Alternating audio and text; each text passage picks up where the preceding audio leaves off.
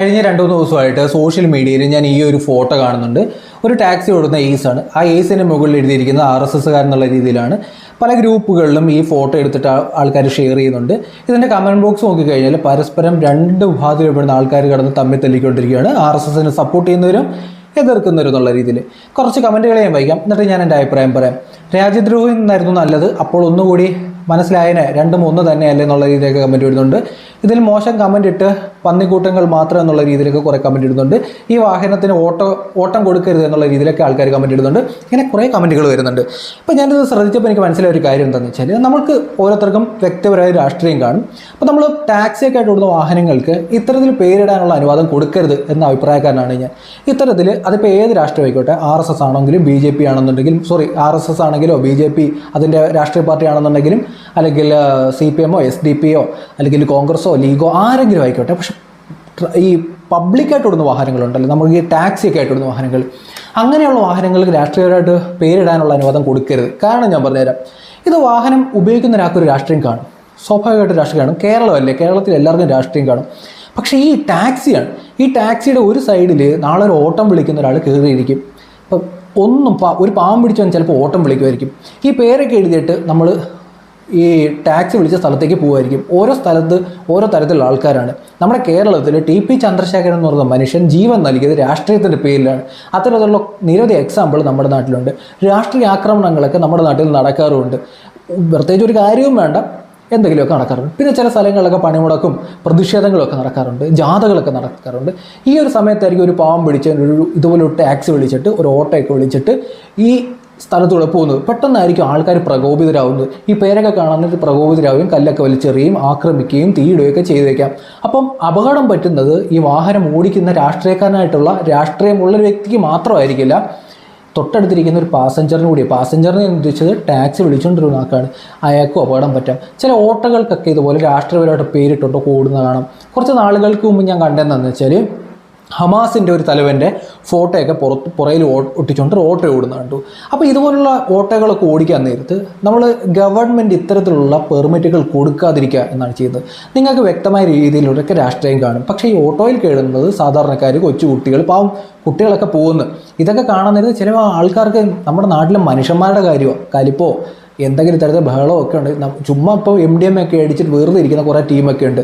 റോഡിൽ കൂടെ പോകുന്ന ആൾക്കാരെ തടഞ്ഞ് വെറുതെ അടിച്ച് ശരിയാക്കുന്ന കാലത്തൊക്കെയാണ് നമ്മൾ ജീവിക്കുന്നത്. ഇപ്പോൾ കാലം മാറിയിട്ടുണ്ട്. അപ്പോൾ ഇതുപോലുള്ള പേരുകളൊക്കെ ഇട്ട് ടാക്സി ആയിട്ട് ഓടുന്ന വാഹനങ്ങൾ ഓടാൻ നേരത്ത് ഇതിനകത്ത് കയറുന്ന പാസഞ്ചറിനെയും ഈ വാഹനത്തെ ആശ്രയിക്കുന്ന ആൾക്കാരുടെ ജീവൻ കൂടി ഭീഷണിയാണ്. ഈ കുഞ്ഞു കുട്ടികളെയൊക്കെ സ്കൂളിൽ കൊണ്ടുവിടുന്ന ഓട്ടോകളൊക്കെയാണ്. ഇതിൻ്റെയൊക്കെ പേര് പലപ്പോഴും രാഷ്ട്രീയ പേരുകളായിരിക്കും.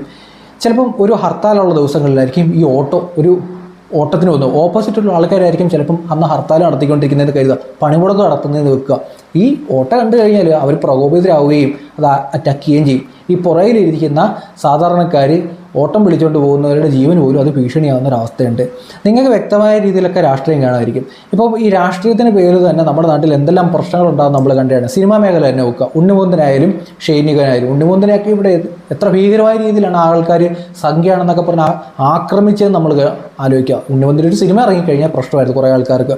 അതുപോലെ തന്നെ ഇപ്പോൾ ഷൈനികൻ്റെ അവസ്ഥ ആലോചിച്ച് നോക്കുക. ഷൈനികൻ പബ്ലിക്കായിട്ട് വന്ന് സുഡാപ്പിയാണ് എന്നുള്ള രീതിയിൽ പറഞ്ഞതിന് ശേഷം ഷൈനികന് പടം ഓടാത്തൊരവസ്ഥ നമ്മുടെ നാട്ടിലുണ്ട്.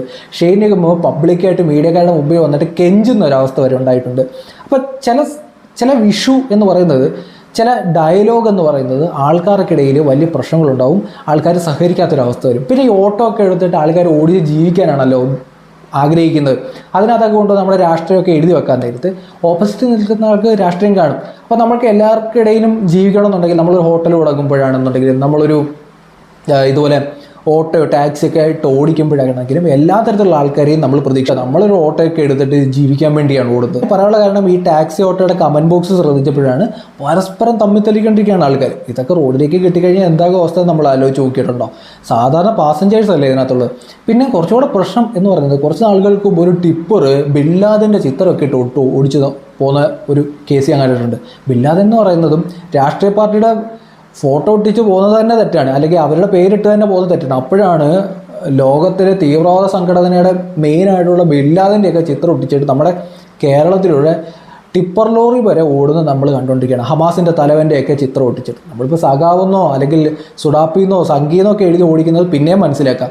ഈ ഹമാസിൻ്റെ തലവൻ്റെയും അല്ലെങ്കിൽ ബിൻലാദൻ്റെയൊക്കെ ചിത്രം ഒട്ടിച്ച് വരെ ലോറികൾ മഞ്ഞ നെയിം ബോർഡ് വെച്ചിട്ട് ഓടിക്കൊണ്ടിരിക്കുകയാണ്. ഇതൊക്കെ സത്യം പറഞ്ഞാൽ നിരോധിക്കേണ്ടതായിട്ടുണ്ട് എന്ന് തന്നെയാണ് എൻ്റെ അഭിപ്രായം. നിങ്ങളുടെ അഭിപ്രായം കമൻറ്റ് ബോക്സിൽ രേഖപ്പെടുത്തുക, നിങ്ങളുടെ രാഷ്ട്രീയം നിങ്ങളുടെ കമൻറ്റ് ബോക്സിൽ രേഖപ്പെടുത്തുക, അതിനുശേഷം നിങ്ങളുടെ അഭിപ്രായം രേഖപ്പെടുത്തുക. ഞാൻ പറയുന്നതിനോട് യോജിക്കുന്നവർ നമ്മുടെ ചാനൽ കൂടി ഫോളോ ചെയ്യുന്നവരും പരിഗണിക്കുക. ഞാനിപ്പോഴും പറയാം, നമ്മൾ ഈ ടാക്സിയൊക്കെ ഇട്ടുകൊടുന്ന ഏത് വണ്ടി ആയിക്കോട്ടെ അതിൻ്റെ മുകളിൽ സംഘീന്നോ സുഡാപ്പിന്നോ സഖാവെന്നോ ലീഗെന്നോ അല്ലെന്നുണ്ടെങ്കിൽ കോൺഗ്രസ്സുകാരനോ എന്നൊക്കെ എഴുതി വെക്കുന്നത് നിരോധിക്കേണ്ടതായിട്ടുണ്ട്. കാരണം ഇത് ടാക്സി ഓടുന്ന വണ്ടിയാണ്, മറ്റൊരാൾ ആശ്രയിച്ച് പോകുന്നൊരു വണ്ടിയാണ്, ആൾക്കാരെ കൊണ്ടുവിടാനും തിരിച്ചു കൊണ്ടുവരാനും ഒക്കെ ഉപയോഗിക്കുന്ന വാഹനങ്ങളാണ്.